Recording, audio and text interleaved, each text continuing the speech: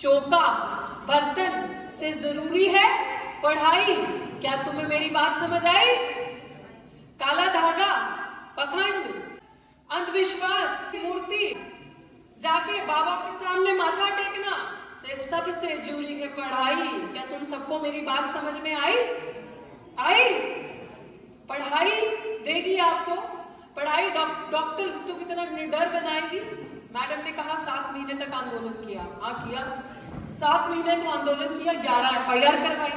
देर सवेर बाबा साहेब के दिए हुए संविधान में न्याय है। हमारे देश का कानून सुधारात्मक है, दंडात्मक नहीं है। जब सुधार होगा तो ये देखिएगा आपकी बच्ची जिस तरीके से सर उठा के आंखों में आंखें डाल के बोलती है, आने वाले टाइम पे भी ऐसे ही रहेगी।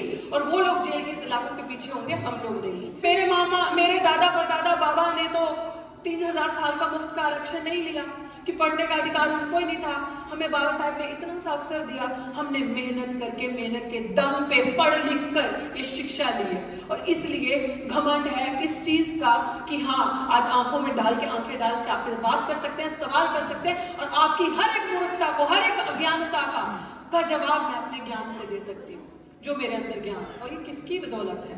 बाबा साहेब भीमराव अम्बेडकर है कि नहीं है? मानते हो? मानते हो उनकी कुर्बानियां अपने जीवन में हमारे लिए? बाबा साहेब ने अपना गुरु भगवान बुद्ध को माना, बाबा साहेब ने अपना गुरु कबीर जी को माना, बाबा साहेब ने अपना गुरु महात्मा फूले को माना। जब हमारे 500 हमारे महान सैनिक 500 भीमाकोरी गांव की लड़ाई में 28,000 पेशवाओं को मात दे सकते हैं, या हमारे लोग महिलाएं, जब एक महिला, मैं बार बार कहती हूँ, ताकत रखती हो आप अपने आप में कि एक बच्चा पैदा, एक अब जन्म दे सकते हो, जन्मदाता हो आप, तो आप क्या नहीं कर सकती यार? आप किस जगह में किसी से पीछे हो? आप सिर्फ और सिर्फ, हमारा एक ही ड्रॉबैक, एक ही कमी हमारे अंदर है कि किसी ने कुछ कहा, कान के कच्चे बन के अपने गुरुओं महापुरुषों की बातों को पीछे छोड़ के, उन्होंने जो जिंदगी में सिखाया उनको पीछे छोड़ के काला धागा बांधा उस बाबा ने, झाड़ फूक किया उस बाबा ने, वो बाबा भला करेगा। उस बाबा ने उसके ऊपर मंत्र पढ़ा और जाकर संतान हो गई। क्या आपको लगता है ये सारी चीजें वैलिड हैं? क्या आपको लगता है अम्बेडकर आपको काले धागे में, झाड़ फूक में नहीं मिलेगा? अगर डॉक्टर अम्बेडकर कहीं मिलेगा तो वो सिर्फ और सिर्फ आपको किताबों में मिलेगा और कहीं नहीं मिलेगा। और डॉक्टर अम्बेडकर को खोजना मतलब बाबा साहेब कोई आपके सामने वो जादू नहीं होगा कि वो क्या कहते हैं जो आप टीवी में देखते हो, क्या आ जाता है एकदम से आकार उनका सामने जो भगवान दिखाते हैं। We don't need that. Ambedkar वो है जो आज मेरे अंदर बोल रहा है। अम्बेडकर हिम्मत है, अम्बेडकर ताकत है, अम्बेडकर एनर्जी है। आप सबको ये समझने की जरूरत है कि वो धर्म नहीं जो आपको कमजोर करता हो, वो धर्म नहीं जो तोड़ता हो, वो धर्म नहीं जो इंसान को इंसान के बराबर नहीं समझता। धर्म हमेशा वो है जो आपको समानता की बात करता हो, जो महिलाओं की आगे अच्छी स्थिति की बात करता हो, जो आपको बढ़ने का अवसर देता हो। तो असली धर्म तो सबसे बड़ा इंसानियत है। असली धर्म, असली ग्रंथ अगर आपका कोई है तो वो तो भारत देश का संविधान है, जिसने आपको इंसान होने का दर्जा तो दिया। इससे पहले तो आप इंसान भी नहीं थे।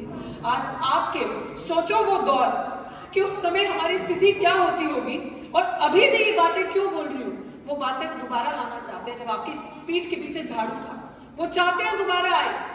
याद करो कि आपके माँ बाप को कोई छू जा बर्दाश्त कर सकते हो? आपके बच्चे को कोई छू जा बर्दाश्त कर सकते हो? तो बाबा साहब के किसी ने 4 बच्चे खाए, तकलीफ उनसे पूछो। बाबा साहब के साथ कितना अपमान लोगों ने किया कि अगर वो अंदर पढ़ाई करके बड़े ऑफिसर बने, अंदर जाते थे तो पानी तक उनका पियोन जो उनसे कितनी दूर पोजीशन के नीचे, वो अपमानित करता था। हम कहते हैं ना, अगर मेरे माँ बाप को किसी ने हाथ लगा दिया, या मेरी भाई कहते हैं बहन को किसी ने छोड़ दिया, आर पार कर दूंगा। तो बाबा साहब के हुए जो उनके ऊपर चीजें, अपमान सहा, जो उन्होंने किया, उसका बदला कौन लेगा? बदला हमें शस्त्र हाथ में उठा के नहीं लेना, वक्त आएगा तो वो भी करेंगे, लेकिन बदला हमें अपनी पढ़ाई लिखाई से, अपनी जागरूकता से लेना है। मूर्ख हम लोग हैं, उन्होंने तो सब कुछ करके, सारा अडम्बर पखंड हटा के, हमारे हाथ से मैला कूड़ा झाड़ू हटवा के कलम पकड़ाई। आज सियासत का वो दौर दोबारा आ गया कि आपके हाथ से दोबारा कलम छुड़वा के हाथ में झाड़ू पकड़ाया जा रहा है, चाहे वो झाड़ू झाड़ फूक के लिए हो, चाहे वो झाड़ू सड़कों पे मारने के लिए हो। आया वक्त कि नहीं आया? राजनीतिक रोटियां सेकने वाले एमएलए एमपी, आपके समाज के सांसद आज भाजपा में बैठे 131 संसद के अंदर है। जब आपके बच्चों के खिलाफ नीतियां बनती है ना, नई शिक्षा नीति, मैडम ने भी बड़ी अच्छी बात कही कमलेश जी ने, कि हमें पता नहीं है क्या हो रहा है, शिक्षा किस तरीके से महंगी कर दी जा रही है। वो क्यों चाहेंगे आप पढ़ो, वो क्यों चाहेंगे कि दलित गरीब की बच्ची पढ़ रही है और दिल्ली यूनिवर्सिटी जो आरएसएस का गढ़ है वहां बैठ के आंखों में आंखें डाल के चुनौती देती है और उनसे पूछती है बता भारत देश का कानून क्या कहता है। मेरा कानून तो ये कहता है कि मैं स्वतंत्र हूँ, यहाँ बैठ के अपने हक अधिकार की मांग करूंगी और धरना प्रदर्शन करूंगी, ये मेरा राइट है। और मेरे हक अधिकार के लिए तुम मुझ पर एफआईआर करते हुए लड़की तो है, डर जाएगी, कितने दिन बोलेगी। लेकिन ये लड़की अम्बेडकर की चेली है, अम्बेडकर की बच्ची है, ये डरने वाली नहीं, क्योंकि शिक्षित है, स्वाभिमान से जीना आता है। बाबा साहब ने सर उठाना सिखाया, जो शिक्षा प्राप्त की, सर झुकाना नहीं सिखाया। इसलिए बहुत जरूरी है महिलाओं का पढ़ना। आज वो लोग जो पखंड करते हैं, जो एक तरफ मूर्ति पूजा करते हैं और दूसरी तरफ संसद के अंदर शपथ लेते समय जय भीम का उल्लान करते हैं, आज उनकी मजबूरी बन के। समझ रहे हो अम्बेडकर की ताकत, समझ रहे हो अम्बेडकर को। अम्बेडकर इंसान नहीं है, अम्बेडकर वो एनर्जी है, अम्बेडकर वो ताकत है जो अगर आप पढ़ोगे तो वो कभी मिटने वाली नहीं है। वो आपसे आपकी आने वाली अगली पीढ़ियों में जाएगी, आपकी आने वाली अगली पीढ़ियां अगली पीढ़ियों में लेके जाएंगी। और इसीलिए ये लोग कल भी अम्बेडकर से डरते थे, ये लोग आज भी अम्बेडकर से डरते हैं, ये लोग आने वाले वक्त में भी अम्बेडकर से यूं ही डरते रहेंगे। वो हम डरते रहेंगे। आज सबको, हर इंसान को जिंदगी में वचन लेना होता है। जब 2024 आया तो हम हर साल एक प्रण लेते हैं कि इस साल से मेरा ये रेजोल्यूशन है, प्रण ही बोलते हैं ना उसको। क्योंकि आपके जितने सरकारी संस्थान थे, जितनी भी इंस्टीट्यूशंस जो गवर्नमेंट होल्ड करती थी, वो सब बेच दिए। क्यों? क्योंकि बड़ी तेजी से अम्बेडकर के बच्चे पढ़ रहे हैं, आगे बढ़ रहे हैं, नौकरियां प्राप्त कर रहे हैं, इनकी स्थिति बदल रही है, हमारी बराबरी में आगे बैठ रहे हैं टक्कर में। और ऐसी पीढ़ियां इस तरीके की फौलाद बन के आ रही, हमसे आंखों में आंखें डाल के सवाल कर रही है और धरना प्रदर्शन कर रहे हैं। जब हम कुछ गलत नीति करते हैं, जो हमारे गद्दार एमएलए एमपी, गद्दार क्यों बोल रही हूँ? क्योंकि वो गद्दार और दलाल है जो हमारे समाज का वहां बैठा चुप करके बैठा रहता है संसद के अंदर। वो गलत नीतियां हमारे लिए पारित करते हैं, पास करते हैं और वो सिर्फ मेज थपथपा रहे होते हैं। वो गद्दार और दलाल है।